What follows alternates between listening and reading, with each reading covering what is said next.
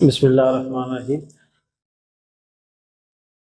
Class 11 physics chapter 7 oscillation आज हम start कर रहे हैं। ये इजी सा चैप्टर है, आसानी से आप इसे समझ सकते हैं, बस थोड़ी सी तवज्जो चाहिए होगी। ऑसिलेशन क्या होता है जी?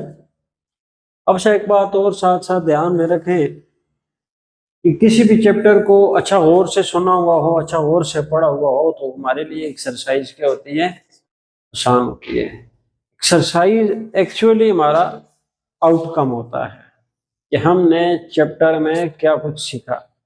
अगर एक्सरसाइज को हम जितना इजी समझ सकते हैं तो इतना ही हमारा आउटकम बेहतर है। और आउटकम बेहतर बनाने के लिए हमारा चैप्टर को अंडरस्टैंड करना, सीखना, समझना बहुत ज़रूरी होता है। फिर उसके ऊपर किसी किस्म का न्यूमेरिकल हो या कंसेप्चुअल क्वेश्चन हो, कोई भी ऐसे लो टाइप क्वेश्चन हो, तो आप इजीली उसका आंसर दे सकते हैं। अब ऑसिलेशन क्या होता है, यहां मैं इसको ऐसे कह देता हूं, ऑसिलेशन के the back and fourth motion of a body about a fixed point। आप इसकी जगह बैक एंड फोर्थ की जगह हाँ जी क्या यूज कर सकते हो, to and fro motion of a body. हाँ जी, to and fro motion of a body about a mean position. Fixed position जो है, फिक्स पॉइंट मेन पोजीशन ही होता है। अभी हम इन टर्म्स को साथ साथ एक्सप्लेन कर लेंगे। और ये जो फिनोमेना होता है दैट इज कॉल्ड ऑसिलेशन। ठीक है जी। And the phenomenon is called as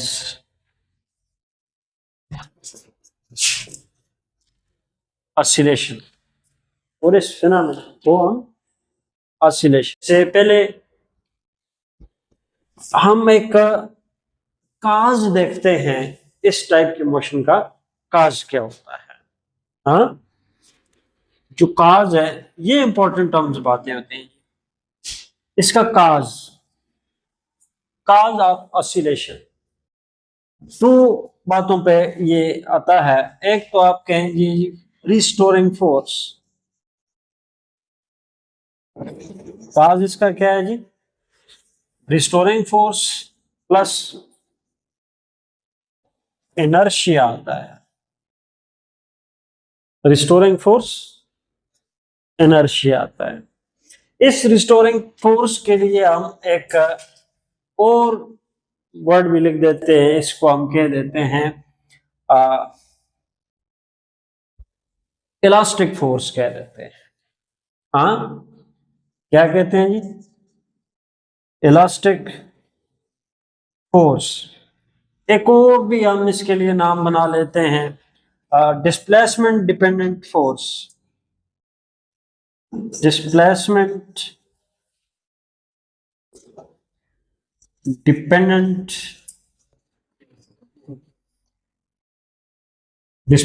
dependent force. तो ये इस इनका क्या है जी? काज है। अब ऑसिलेशन के लिए अगर आप कोई एग्जांपल लेते हो, जैसे मान लो कि अगर एक दिस इज सम स्पोर्ट, और एक स्विंग झूला, उसकी एग्जांपल हम ले लेते हैं, जिसकी मदद से हम यूज्ड टर्म्स को अंडरस्टैंड कर सकते हैं। अब लेट ये जो झूला है, हाँ जी, अभी अपनी मेन रेस्ट पोजीशन में है। ठीक है। अब जिस जगह पे ये रेस्ट में है उस जगह को उसको हम खास नाम दे देते हैं। लेट टेस्ट को हम जैसे डिफिनीशन में यूज किया, हाँ, fixed point, fixed position you can also, और इसी पोजीशन को हम क्या कहते हैं जी, एमपी मीन पोजीशन कहते हैं, जब ये रेस्ट पोजीशन में होता है। स्टैटिक इक्विलिब्रियम आप इसको कहेंगे। अभी अब अगर हम इसको डिस्प्लेस करते हैं टू आइदर साइड, या लेफ्ट साइड पे या राइट साइड पे, बैक इसको डिस्प्लेस करो या फोर्थ डिस्प्लेस करो, तो ये वहां से यहां पे आ जाता है, हाँ, इस जगह पे आ जाता है। जब आपने इसको डिस्प्लेस किया था, डिस्प्लेस करने के लिए जो फोर्स लगाई है, that force is applied force. हाँ, अब आप इसको यहां से जब रिलीज करोगे तो it come back towards mean position, ठीक है। जब ये वापस लौटेगा और जो फोर्स इसको वापस लेके आएगी, that force is called restoring force, ठीक है जी। और ये वापस जिस फोर्स के तहत आ रहा है उसको हम कह देते हैं RES, रिस्टोरिंग फोर्स। वापस आएगा, ये इसके नाम से क्लियर हो रहा है, restoring force, the force which restore the body at its original position. वो वाली फोर्स, इसका काम यही है कि जब बॉडी अपनी फिक्स पॉइंट से हट जाती है तो ये फोर्स उस बॉडी को अपनी उस जगह पे वापस लाना चाहती है। जब ये बॉडी वापस इस जगह पे पहुंचेगी, फोर्स का जो फंक्शन है वो खत्म हो जाता है, क्योंकि उसका काम ही यही है बॉडी को वापस अपनी जगह पे लाना। जब आप रिलीज करते हो, वापस आएगा under the action of restoring force, और देखने में जो फोर्स का काम है उसके अकॉर्डिंग ऐसा होना चाहिए कि ये वापस आके यहां पर रुक जाए, बट ये रुकता नहीं है, बल्कि क्या होता है, बजाय एट फिक्स पॉइंट स्टॉप करने के ये दूसरी जानब चल पड़ता है। हाँ जी, दूसरी तरफ ये चला जाता है, इस तरफ चला जाता है। हाँ जी, ये जब इस डायरेक्शन में आएगा, और इस डायरेक्शन में आने का जो इसका सबब है, ये जो एरो है, देखो ये एरो, हर एरो का अपना मीनिंग दे रहा है। ये एरो क्या बता रहा है कि इस डायरेक्शन में क्यों आया, तो ये आप कहेंगे कि इनर्शिया की वजह से आ गया। अब जब ये इस पोजीशन पर पहुंचता है, ये जो एंड पोजीशंस है इनको हम क्या नाम दे देते हैं, एक्सट्रीम पोजीशन का नाम देते हैं। हाँ, ये भी हमारी क्या है, एक्सट्रीम पोजीशन है। इस एक्सट्रीम पोजीशन को फर्ज करें ए प्राइम कह दें और इस एक्सट्रीम पोजीशन को ए कह दें, तो अब यहां से फिर ये क्या होगा, वापस लौटेगा, और वापस लौटाने वाली जो फोर्स है दैट इज रिस्टोरिंग फोर्स। वो फोर्स क्या चाह रही है, that force wants to restore that body at this point. यहां तक इसको लाके खत्म हो जाती है, जीरो हो जाती है, but again it will not stay at the mean position, it will move towards point A, extreme position A की जानब जाएगा, वहां से फिर वापस इसको फोर्स लेके आएगी, मेन पोजीशन पे नहीं ठहरेगा, उधर चला जाएगा। तो क्या बात हुई, डिफिनीशन पर आ जाते हैं, the back and fourth motion, back and fourth motion, ठीक है जी। ये फोर्थ हो जाता है आगे और ये बैक, यानी फिक्स पॉइंट के आगे और फिक्स पॉइंट के पीछे। हाँ, back and fourth motion of a body about fix point that is mean position you can also say, ये इस पर आपके पास सही है जी। फिर आगे हमने लिखा टू एंड फ्रो। अब ये जो टू वर्ड, हाँ, टू एंड फ्रो के लिए ये जो टू आ रहा है TO2, इसका मतलब हम लेंगे टूवर्ड, हाँ, टूवर्ड। अब टूवर्ड व्हाट, हाँ, toward main position, towards main position, और फ्रो हाँ, दूसरा क्या पॉइंट है? फ्रो। फ्रो का मतलब होगा अवे। हाँ, अवे फ्रॉम मेन पोजीशन। हम बात एक एक पोजीशन एक यूज करेंगे, उसके ऊपर बात करते हैं कि हम मीन ही यूज कर रहे हैं, एक्सट्रीम क्यों नहीं यूज करते। भाई आपकी अभी इस केस में एक्सट्रीम पोजीशन ये है, ये एक्सट्रीम पोजीशन इससे पीछे भी हो सकती है। अगर ये जूला यहां से वापस जाए तो पीछे भी हो सकती है, ये थोड़ा और आगे भी हो सकती है। कुछ समझ आई ये बात ना? तो ये वाली तो क्या है, एवरी टाइम यही रहेगी। जब झूले को रुकना है, स्टे करना है, तो इसी जगह पे करेगा। इसलिए हम बात करेंगे कि झूले का आगे जाना और पीछे जाना।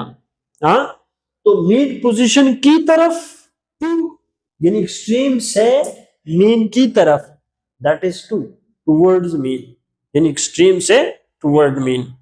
और फिर मीन से अवे फ्रॉम मीन, यानी away fro, away from mean position. तो ये टू एंड फ्रो ये मीनिंग देते हैं। मैं समझ आपको, to and fro motion the phenomena, ये जो प्रोसेस हो रहा है दैट इज कॉल्ड ऑसिलेशन।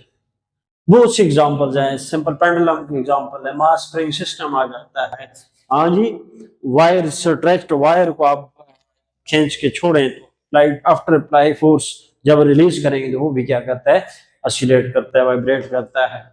आगे जो हमने बात की है दैट इज काज। इस मोशन का काज आप देखें, काज क्या है? Restoring force plus inertia.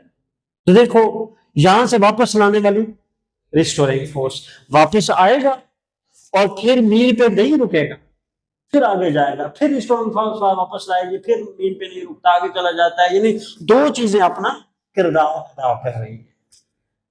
कौन सी वाली दो? Restoring force and inertia. तो under the due to these two a body oscillate about its mean position। ठीक है जी, हमने फिर इसको नाम दिया रिस्टोरिंग फोर्स को इलास्टिक फोर्स। तो फिर अगर कोई इलास्टिक बॉडी होती है तो वहां पे ये इलास्टिक फोर्स के तौर पे काम करेगी। वही इलास्टिक फोर्स एक्चुअली क्या है? रिस्टोरिंग फोर्स होता है। तो डिस्प्लेसमेंट डिपेंडेंट फोर्स, इसके ऊपर हम थोड़ा सा आगे चल के बात करेंगे, या डिस्प्लेसमेंट डिपेंडेंट फोर्स क्या होता है। हाँ, spring system, mass D to a spring. मान लें कि ये एक दैट इज अ सरफेस, लेकिन सरफेस कैसे होना चाहिए? Frictionless surface. हाँ, फ्रैक्शनल लेस सरफेस होना चाहिए। और इस फ्रैक्शनल लेस सरफेस के ऊपर एक स्प्रिंग हमने कंसिडर किया हुआ है, और इस स्प्रिंग का एक एंड जो है एक फिक्स्ड एंड हो जाता है, दैट इज हाँ फिक्स्ड एंड। और जो अदर फ्री एंड है, उस फ्री एंड के साथ आप मास अटैच कर लेते हो। अब ये मास जिस पोजीशन पर है, हाँ, इसको यहां में आकर ओ का नाम दे देता हूं, और इस पोजीशन को आप क्या कहेंगे? Mean position. The mass attached to the spring at this time is in state of rest. अब थोड़ा आगे चल के हम बात करेंगे कि फ्रिक्शनल सरफेस हमने क्यों यूज किया।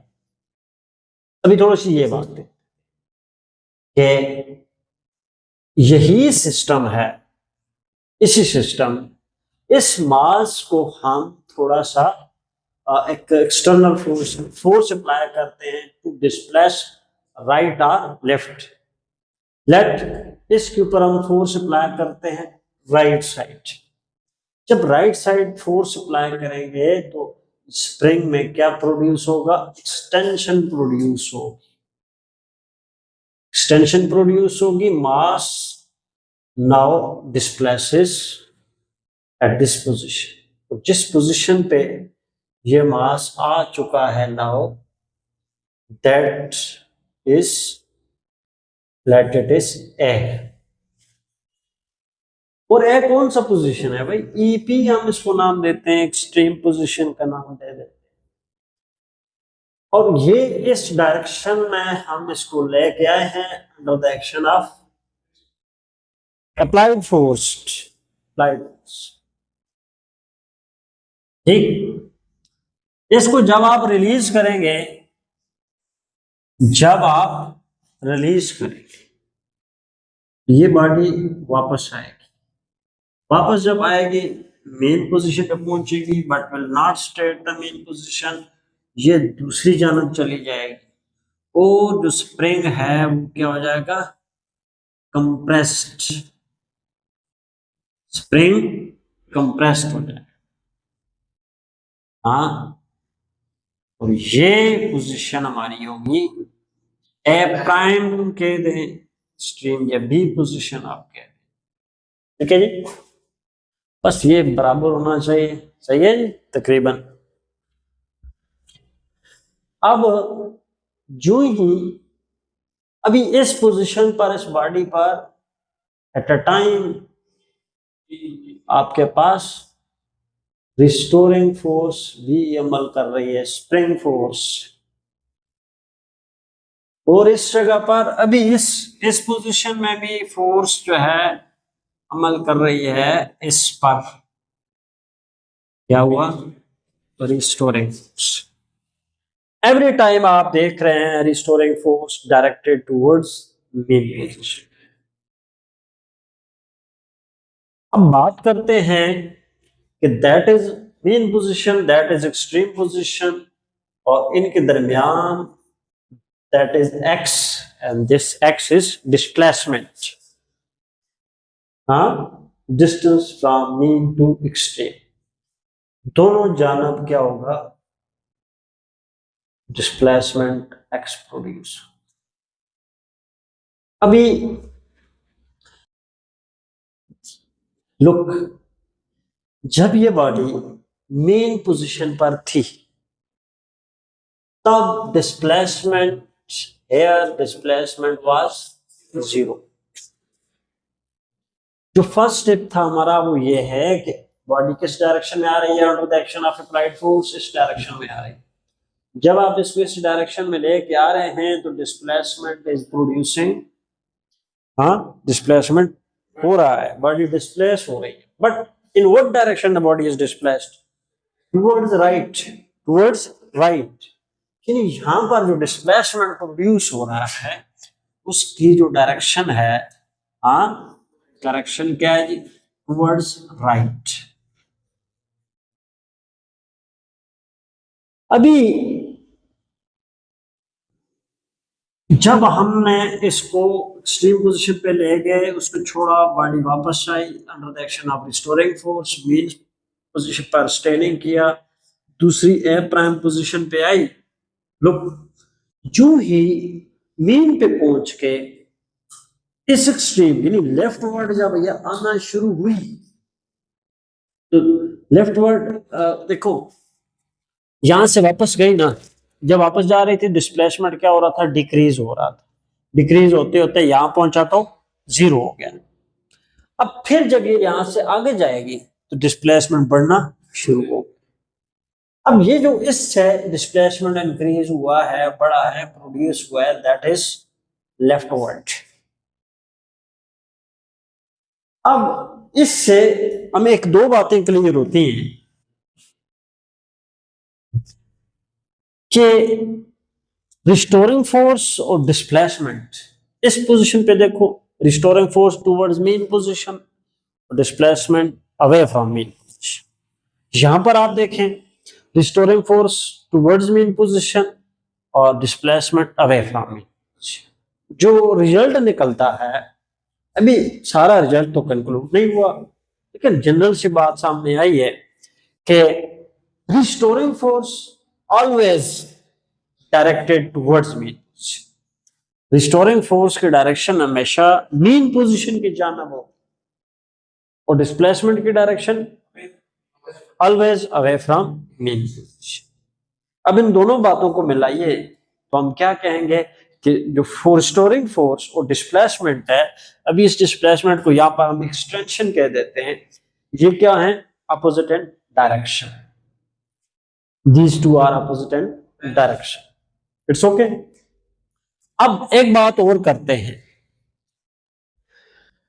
तो जब ये बॉडी स्प्रिंग के साथ अटैच थी, आपने कोई फोर्स अप्लाई नहीं की, स्प्रिंग नॉर्मल पोजीशन में है, ना तो स्ट्रेच्ड है ना ही कंप्रेस्ड है, तो इसकी डिस्प्लेसमेंट इसका 0 है।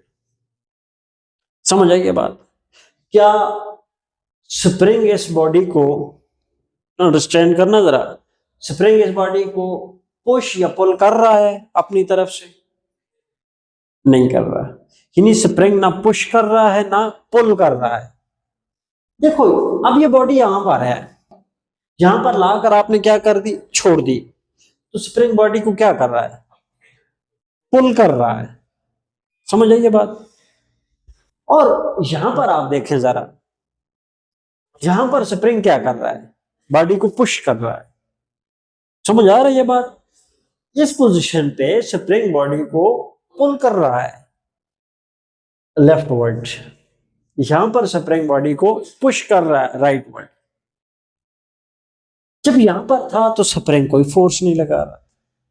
इसका मतलब यह है कि जब डिस्प्लेसमेंट 0 था, अब ये देखो स्प्रिंग की पुलिंग और पुशिंग फोर्स, स्प्रिंग की जो फोर्स है वो इलास्टिक फोर्स है, उसी को मैंने कहा रिस्टोरिंग फोर्स इलास्टिक फोर्स है। समझ आइए बात ना?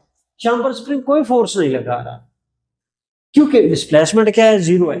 देखिए जो ही हम बॉडी को थोड़ा सा आगे लेके आए, स्प्रिंग फोर्स एक्टिव हो जाती है, वो बॉडी को आगे जाने से क्या कर रही है, रोक रही है। अप्लाइड फोर्स इस डायरेक्शन में है और जो रोकने वाली फोर्स होगी वो इस जानब अमल करेगी। यानी जो ही आप अप्लाइड फोर्स अप्लाई करते हो, फोर्स अप्लाई करते हो बॉडी को इस डायरेक्शन में मूव करवाने के लिए, तो restoring force come in action, अमल करना शुरू हो जाती है। वो अलग बात है कि बॉडी को वो अभी एट दैट मोमेंट रोक नहीं पा रही कि that applied force is greater. आप उसको लेके आते जा रहे हो, जो आप आगे लेके जा रहे हो, मोस्ट इंपॉर्टेंट, जो आप आगे लेके जा रहे हो, तो रोकने वाली फोर्स, स्प्रिंग की फोर्स जो बॉडी को आगे जाने से रोक रही है, वो भी बढ़ती जा रही है। आगे आते जा रहे हो स्प्रिंग फोर्स, हमने स्प्रिंग फोर्स को अब हर जगह हम स्प्रिंग फोर्स नहीं कहेंगे, हम रिस्टोरिंग फोर्स कहेंगे। रिस्टोरिंग फोर्स भी क्या होती जा रही है, बढ़ती जा रही है। बढ़ते बढ़ते आप लिमिटेड पोजीशन पे आ गए, यानी जहां तक कि पॉसिबल था। अगर यहां पर पता कि पॉसिबल था तो डिस्प्लेसमेंट क्या हो गया, बढ़ता गया। डिस्प्लेसमेंट बढ़ता गया तो आप देखो तो रिस्टोरिंग फोर्स भी डिस्प्लेसमेंट के साथ बढ़ती गई। हाँ, जब ये वापस आएगा, जब ये वापस आएगा, डिस्प्लेसमेंट कम होता जा रहा है तो रिस्टोरिंग फोर्स भी कम होती जा रही है। तो जब डिस्प्लेसमेंट क्या हो जाएगा, 0 हो जाएगा। रिस्टोरिंग फोर्स का काम ही है इसको यहां तक लाना, यहां तक ला के छोड़ देना। चलिए जब ये यहां तक आएगा तो डिस्प्लेसमेंट बिकम 0, फोर्स खत्म। फोर्स भी क्या हो जाएगा, हाँ, RES 0 हो जाएगी। तो मतलब है फोर्स तभी है जब डिस्प्लेसमेंट है। तो नाउ लुक, ये कौन से फोर्स है, restoring force, displacement dependent force, यानी रिस्टोरिंग फोर्स डिस्प्लेसमेंट पे डिपेंड है। जितना डिस्प्लेसमेंट उतनी फोर्स। अगर हम इन वर्डिंग को यूं कहें कि displacement directly proportional to the, sorry, force, restoring force directly proportional to the displacement, ठीक, हम कह सकते हैं ऐसे। हाँ जी, restoring force directly proportional to the displacement.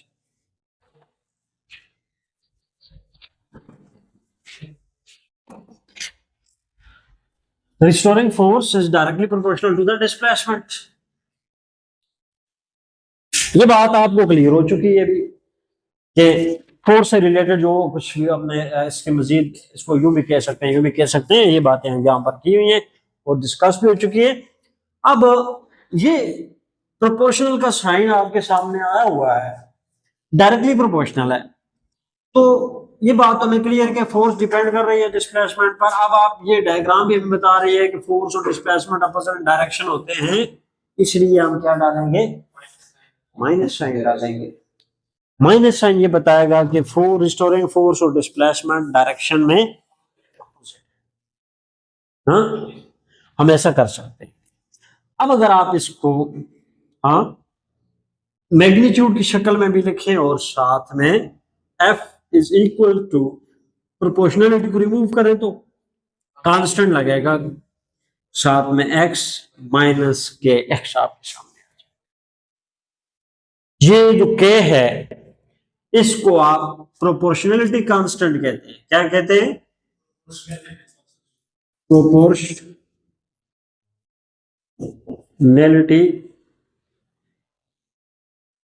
Constant कहते हैं, और इसको जाना जाता है इस कॉल्ड, और इसे क्या कहते हैं जी, is called spring constant. Spring constant भी कहते हैं, आल्सो कॉल्ड फोर्स कांस्टेंट, और इसको फोर्स कांस्टेंट भी कहते हैं। अच्छा, मजे की बात है, यहां स्प्रिंग की बात हो रही है, ये के हमें क्या इंफॉर्मेशन देता है अबाउट स्प्रिंग? हाँ जी, ये जो के है ये हमें इंफॉर्म करता है कि आया जो मेटल से बना हुआ स्प्रिंग है उसकी स्टिफनेस कितनी है, कैसी है। हाँ, यानी ये स्टिफनेस को इंडिकेट करता है। देखो, अगर यहां पर हम दो डिफरेंट मेटल के स्प्रिंग यूज करें, दोनों पे सेम फोर्स अप्लाइड करें, तो क्या सेम एक्सटेंशन प्रोड्यूस होगी? कभी भी सेम एक्सटेंशन प्रोड्यूस नहीं होगी, क्योंकि दोनों का स्प्रिंग कांस्टेंट क्या है, अलग अलग। समझ आई ये बात? तो ये उसकी स्टिफनेस को रिप्रेजेंट करता है। यहां पर के की बातें हो रही है, तो के लिए इसको सॉल्व कर लेते। अच्छा, बात मैंने अधूरी छोड़ी थी फ्रैक्शनल सरफेस के। फ्रैक्शनल सरफेस क्यों हम यूज कर रहे हैं? आप फ्रैक्शनल सरफेस क्यों यूज नहीं कर रहे? देखो, अगर फ्रिक्शन होगा तो यहां पर फिर इफेक्ट करती, फ्रिक्शन फोर्स रिस्टोरिंग फोर्स को इफेक्ट करती, तो फ्रिक्शनल लेस जब आप यूज करोगे तो वो आपका जितनी रिस्टोरिंग फोर्स अमल कर रही है सारी की सारी रोल प्ले कर रही होगी, वरना कुछ अमाउंट रिस्टोरिंग फोर्स की जाया हो जाती किसमें, in doing work against the friction force, उसको खत्म करना, उस एनर्जी के लॉस को बचाने के लिए। फिर के लिए इक्वेशन को अगर हम बनाए, K is equal to F over X, तो के यूनिट क्या आ जाएंगे? हाँ, unit of K newton per metre, unit of K use होंगे, ऐसा यूनिट इसके। आगे एक तो ये पॉइंट हो गया आपके पास जो इंपॉर्टेंट सा पॉइंट है। अच्छा, इसके साथ आपने एक पॉइंट और भी लेना है, क्या ये अंडर सर्टेन कंडीशन ये बात होगी, अंडर सर्टेन कंडीशन, कि यानी within elastic limit, within elastic limit, within elastic limit F directly proportional to X. जब आप लिमिट को क्रॉस करोगे तो ये काम नहीं होगा। कैसे? देखो, अप्लाइड फोर्स से हमने इसको एक्सटेंड किया ना, फोर्स अप्लाइड की एक्सटेंशन प्रोड्यूस हुई, कितनी एक्स एक्सटेंशन प्रोड्यूस हुई। अब अगर अप्लाइड फोर्स जो हम अप्लाइड फोर्स को इधर बढ़ाते जा रहे हैं, restoring force also increasing, restoring force x के डायरेक्टली, यानी इधर आते हुए एक्स इंक्रीज हो रहा है, रिस्टोरिंग फोर्स भी इंक्रीज होती जा रही है। एक टाइम ऐसा आएगा कि अप्लाइड फोर्स के साथ साथ रिस्टोरिंग फोर्स बढ़ती जाएगी, लेकिन एक लिमिट ऐसी आएगी, एक ऐसा पोजीशन आएगी कि उसके बाद रिस्टोरिंग फोर्स बढ़ना खत्म हो जाएगी और आप बॉडी को यहां तक ले आते हो। यहां पर रिस्टोरिंग फोर्स ने तो यहां तक बढ़ना था, इसके बाद रिस्टोरिंग फोर्स इंक्रीज नहीं हुई, उसने अपना काम खत्म कर दिया, यानी अब वो नॉट इन एक्टिव पोजीशन, समझ आए। और बॉडी यहां पर जब आएगी, आप ला के बॉडी को यहां पे छोड़ वापस नहीं जाएगी, ठीक है, यानी विद इन लिमिट। तो क्योंकि जो जो डिस्प्लेसमेंट बढ़ता है रिस्टोरिंग फोर्स बढ़ती है, एक लिमिट के अंदर यह काम होगा। Displacement increase, restoring force increase, लेकिन जब डिस्प्लेसमेंट को आप लिमिट से बढ़कर बढ़ा दोगे तो रिस्टोरिंग फोर्स डिस्प्लेसमेंट के मुताबिक बढ़ेगी फिर नहीं।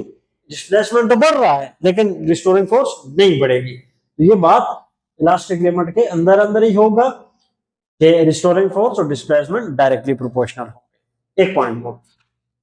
अब हम कहते हैं जी कि ये आप देख रहे हो इस डायग्राम में कि हमेशा जो है रिस्टोरिंग फोर्स हमेशा इक्वल होगी अप्लाइड फोर्स के, हाँ, equal but opposite and direction,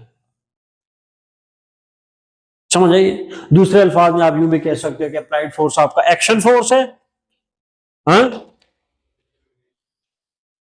समझ आइए बात, बट हम इस तरह कर नहीं सकते, अपोजिट एंड डायरेक्शन होते। अभी आपने देखा कि अप्लाइड फोर्स है कौन, हमने थोड़ी सी लगाई, थोड़ा सा डिस्प्लेसमेंट प्रोड्यूस हुआ। अब जब थोड़ा सा डिस्प्लेसमेंट हुआ तो इसका मतलब है थोड़ी सी रिस्टोरिंग फोर्स है। जो जो अप्लाइड फोर्स को इंक्रीज करते जा रहे हैं तो डिस्प्लेसमेंट इंक्रीजिंग, साथ साथ रिस्टोरिंग फोर्स इंक्रीजिंग, समझ आइए। Equal and magnitude but opposite direction. Restoring force के लिए हमने ये लिखा हुआ है, हाँ। अब इसको हम ऐसे कर देते हैं minus K x equal to, हाँ, यहां माइनस आपने यूज किया हुआ है, जस्ट के एक्स लगा दें, सही है जी। तो आप इसको ऐसे भी लिख सकते हैं, अगर हमें वो हमारी जरूरत है तो इसको रिवर्स कर दें कि applied force equal to what, restoring force. Restoring force के लिए अभी आपने लिखा के एक्स अप्लाइड फोर्स। अब आपके पास फोर्स अप्लाइड हो रहे हैं, net force resultant force acceleration produce होगा, तो एक्सेलरेशन प्रोड्यूस होगा तो न्यूटन सेकंड लॉ के मुताबिक एम ए हमारे सामने आ जाता है, ठीक हो गया। अब अगर आप इसको थोड़ा सा सॉल्व करते हो तो ए इज इक्वल टू मास, ये एम इधर आके डिवाइड हो जाता है, हाँ जी, के बाय एम हो जाएगा, और इधर आपके पास क्या होगा, एक्स होगा। ए लुक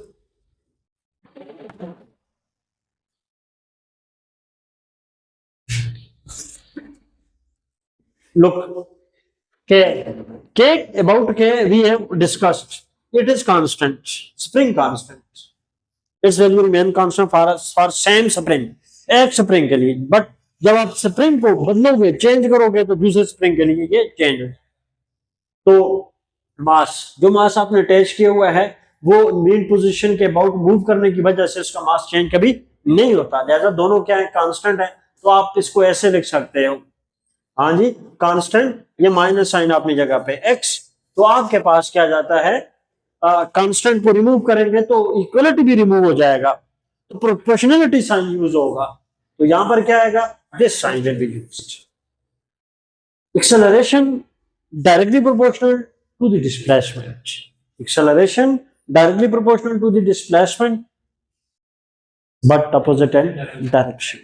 क्या चीज opposite and direction, acceleration displacement के डायरेक्शन में अपोजिट होता है। इसका मतलब ये हुआ, डिस्प्लेसमेंट तो हमने देखा कि डिस्प्लेसमेंट की जो डायरेक्शन है वो मेन पोजीशन से एक्सट्रीम की तरफ है, तो एक्सेलरेशन जो होगा वो, हाँ जी, टुवर्ड्स मेन पोजीशन होगा, acceleration always towards mean position. अब ये है कि कौन सा एक्सेलरेशन है ये, इस एक्सेलरेशन को क्या नाम देंगे, ये एक्सेलरेशन भी डिस्प्लेसमेंट डिपेंडेंट एक्सेलरेशन होगा। वजह, जिस फोर्स की वजह से ये प्रोड्यूस हुआ है वो फोर्स कौन सी है, डिस्प्लेसमेंट डिपेंडेंट फोर्स है। इसका मतलब ये, आपने न्यूटन सेकंड लॉ में क्या कहता है, न्यूटन सेकंड लॉ कहता है कि when a force act upon a body there produce an acceleration. Force की, नेट फोर्स की वजह से एक्सेलरेशन प्रोड्यूस होता है। जिस टाइप की फोर्स होगी उसी टाइप का हमारा क्या होगा, एक्सेलरेशन होगा। अब फोर्स क्या है, डिस्प्लेसमेंट डिपेंडेंट फोर्स है, तो जो प्रोड्यूस्ड एक्सेलरेशन होगा, ये एक्सेलरेशन किस वजह से प्रोड्यूस हुआ यहाँ, हाँ, फोर्स की वजह से प्रोड्यूस हुआ। डिपेंडेंट डिस्प्लेसमेंट डिपेंडेंट फोर्स की वजह से हुआ, तो so this acceleration is displacement dependent acceleration होगा। अब एक बात जो हम डिस्कस करने जा रहे हैं वो ये है कि आपके पास हर ये रिलेशन, हर वो मोशन जिसमें ये रिलेशन क्या हो, वैलिड हो, कि acceleration of oscillator that mass which is attached to the spring. अब ये बेसिकली कौन सी मोशन कर रहा है, ऑसिलेटरी मोशन कर रहा है। ऐसे about oscillation we have discussed here. हाँ, ये कौन सी मोशन यहां पर परफॉर्म हो रही है, ऑसिलेटरी मोशन है। यानी ये जो बॉडी है ये ऑसिलेटर है, जिस ऑसिलेटर का एक्सेलरेशन उसके डिस्प्लेसमेंट के डायरेक्टली प्रोपोर्शनल हो, और ये दोनों चीजें डायरेक्शन में अपोजिट हो। यानी जो एक्सेलरेशन डिस्प्लेसमेंट है वो अवे फ्रॉम मीन पोजीशन हो, और displacement towards the mean position हो। हर वो दैट मोशन इज, मैं कह चुका हूं कि ऑसिलेटरी मोशन है। हर वो ऑसिलेटरी मोशन जिसमें ये बात क्या हो, वैलिड हो, उस ऑसिलेटरी मोशन को सिंपल हार्मोनिक मोशन कहते हैं। यानी जिसमें ये बात क्या हो, फुलफिल हो रही हो, उसे हम क्या कहेंगे, सिंपल हार्मोनिक मोशन कहेंगे। अब आपसे अगर पूछे कि what is simple harmonic motion, तो आप क्या कहेंगे, ठीक है जी, the type of oscillatory motion, the type of vibratory motion, you can also, the type of oscillatory motion in which the acceleration of oscillator is directly proportional to the displacement but opposite in direction. The direction of acceleration always towards the mean position, and displacement, the direction of displacement always away from the mean position. और जिस motion में ये condition होगी वो उसको simple harmonic motion. अब एक बात और थोड़ी सी, हम इसको थोड़ी सी डिटेल में लेके जाएंगे। हाँ जी, इसको सिंपल हार्मोनिक मोशन कहते हैं। बात किसकी हो रही है जी, सिंपल हार्मोनिक मोशन के हर वो मोशन जिसमें acceleration is directly proportional to the displacement from mean position but opposite and direction, उसको हम सिंपल हार्मोनिक मोशन कहते हैं।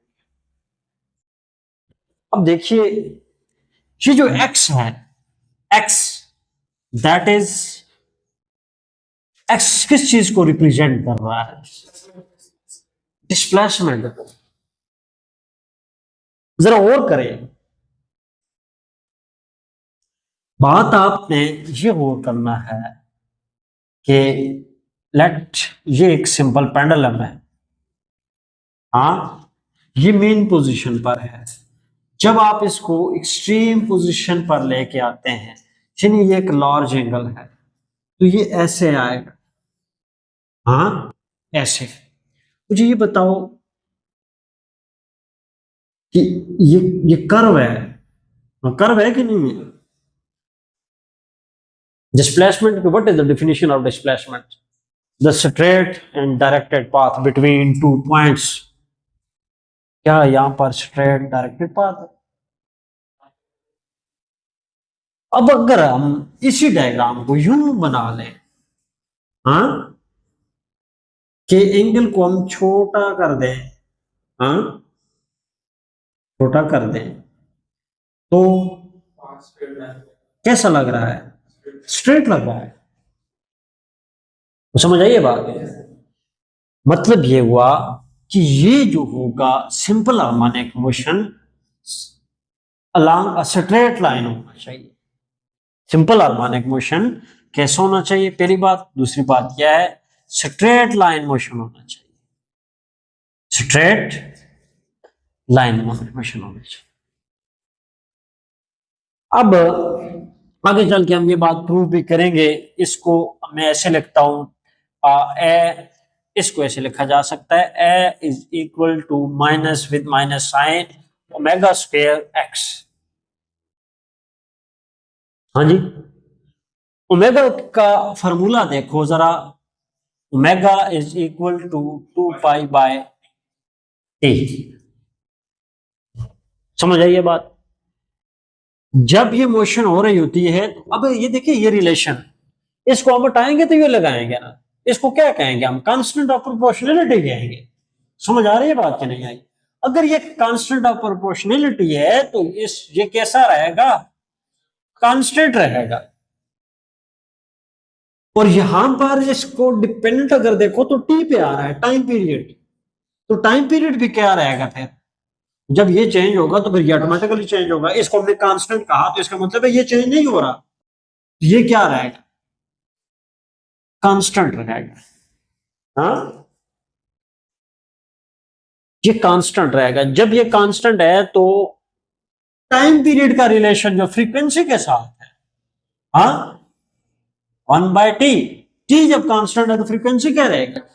कांस्टेंट रहेगी, फ्रीक्वेंसी भी कांस्टेंट रहेगी।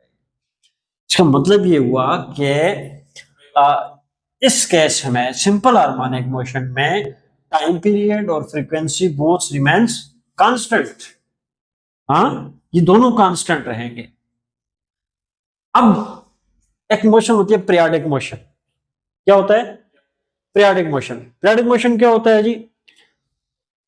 The motion which repeats itself in equal interval of time. समझ आ रही है बात? The motion which repeats itself in equal interval of time. For example, earth की मोशन क्या है? पीरियाडिक मोशन है। अर्थ जो है, अर्थ की मोशन सर्कुलर मोशन है about the sun, about the sun. Sun के अबाउट अर्थ का मोशन सर्कुलर मोशन है, और वो every time, every after 24 hours कौन सी मोशन हो रही है? Circular motion. पहले 24 आवर में कौन सी हुई? सर्कुलर। दूसरे 24 आवर में कौन सी हुई? सर्कुलर। तीसरे 24 आवर में कौन सी हुई? सर्कुलर। इसका मतलब सर्कुलर मोशन क्या कर रही है? अपने आप को रिपीट कर रही है, और हर बार इसका ड्यूरेशन कितना है? 24 है। तो मतलब यह क्या हुआ? The motion which repeats itself in equal interval of time is called periodic motion. समझ आई बात? जिसका टाइम हर बार क्या रहे? कांस्टेंट रहे, टाइम कांस्टेंट रहे। अब बात करते हैं यहां पर इस पोजीशन पर, ये जो पेंडुलम है जब अपना एक साइकिल मुकम्मल करती है यहां से यहां और यहां से फिर यहां, समझ आइए बात? इसका टाइम पीरियड कांस्टेंट रहेगा तो साथ फ्रीक्वेंसी भी क्या रहेगी? कांस्टेंट रहेगी। समझ आइए? तो इसकी मोशन को हम क्या कहेंगे? पीरियाडिक कहेंगे। मतलब ये हुआ सिंपल हार्मोनिक मोशन, याद रखिए कौन सी होती है? पीरियाडिक होती है। और सिंपल हार्मोनिक मोशन कौन सी मोशन होती है? ऑसिलेटरी होती है।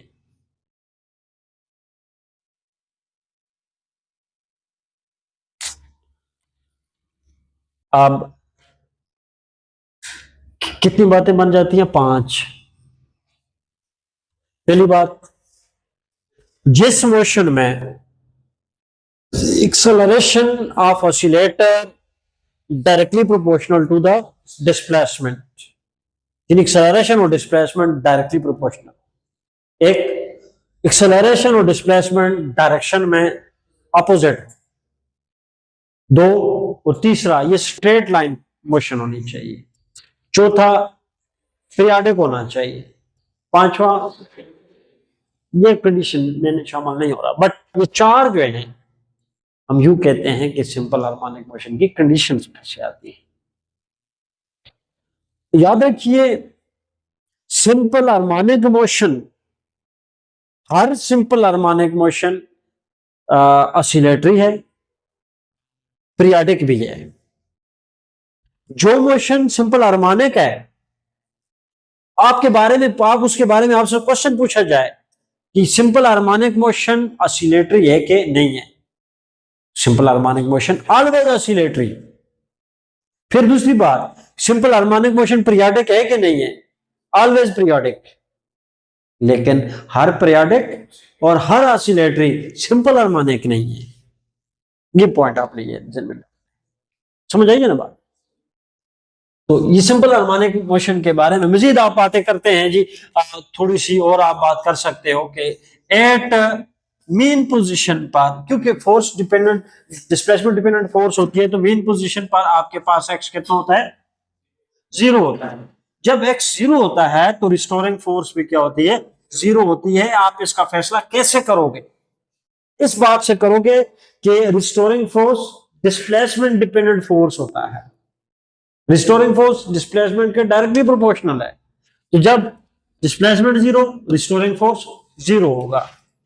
फिर एक्सट्रीम पोजीशन पे जब आप चले जाते हो तो x equal to X naught. What is X naught? Amplitude. जो मैक्सिमम डिस्प्लेसमेंट होता है उसको एम्पलीट्यूड कहते हैं। क्या कहते हैं? एम्पलीट्यूड कहते हैं। ये एम्पलीट्यूड आता है तो उस वक्त फोर्स बराबर हो जाएगी F is equal to K X naught. हमने पढ़ा, हमने पीछे अभी डिस्कस किया, F is equal to minus K X. Minus sign तो हमने सिर्फ डायरेक्शन के लिए डाला, ठीक है। तो फिर एक्स की जगह तो एक्स नॉट हो जाएगा और ये फोर्स कितनी हो जाएगी?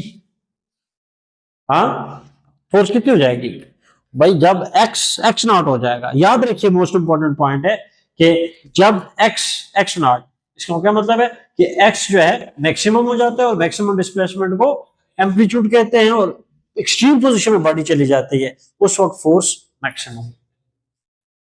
समझ आ गई बात? ये एक्स एक्चुअली इंस्टेंटेनियस डिस्प्लेसमेंट होता है। ये एक्स क्या है? एक्चुअली क्या है? इंस्टेंटेनियस डिस्प्लेसमेंट होता है, यानी किसी भी इंस्टेंट। ये मेन पोजीशन है और ये क्या है? Extreme position. मेन और एक्सट्रीम पोजीशन के दरमियान कोई भी किसी भी लम्हे किसी भी पॉइंट पर जो डिस्टेंस है फ्रॉम मीन, यानी आप यहां पर हैं, अगर मीन से यहां पर, दैट इज अ डिस्प्लेसमेंट। फिर यहां पर पहुंचे, कोई भी लम्हे है जो आपको डिस्टेंस मिल रहा है, दैट इज इंस्टेंटेनियस डिस्प्लेसमेंट। अब एक्सेलरेशन की बात करें तो जब फोर्स आपके पास 0 है, क्योंकि एक्सेलरेशन ग्रेविटी फोर्स की वजह से होगा, तो जब आपके पास फोर्स मैक्सिमम होगा तो एक्सेलरेशन भी क्या होगा? मैक्सिमम होगा। एक्सेलरेशन की direction towards the mean position, force की direction towards mean position, acceleration की direction towards mean position, displacement की डायरेक्शन टुवर्ड्स मेन पोजीशन होता है।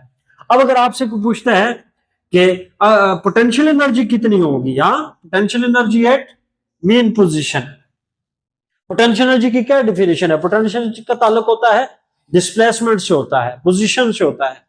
तो जब आप मेन पोजीशन पे पहुंचते हो तो डिस्प्लेसमेंट कितना हो चुका होता है? 0 हो चुका होता है, तो ये क्या होगा? 0 हो जाएगी।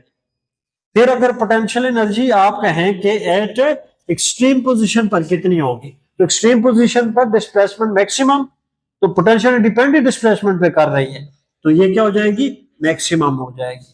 काइनेटिक एनर्जी क्या है? काइनेटिक एनर्जी का ताल्लुक होता है वेलोसिटी से। किससे होता है जी? वेलोसिटी से होता है। तो याद रखें, जब आप एक्सट्रीम पोजीशन पे होते हो, यहां से बॉडी को रिलीज करोगे, जो रिलीज करोगे उस वक्त वेलोसिटी 0 हो। फिर जो आगे जाएगी तो वेलोसिटी बढ़ती जाएगी, बढ़ते बढ़ते मेन पे वेलोसिटी बिकम्स मैक्सिमम, बड़ी तेजी से यहां से गुजरेगी। यहां से तेजी से गुजरने का मतलब है कि वेलोसिटी मैक्सिमम है, और आगे जाते ही जो ही यहां मेन से आगे बढ़ेगी, कम होना शुरू हो जाएगी।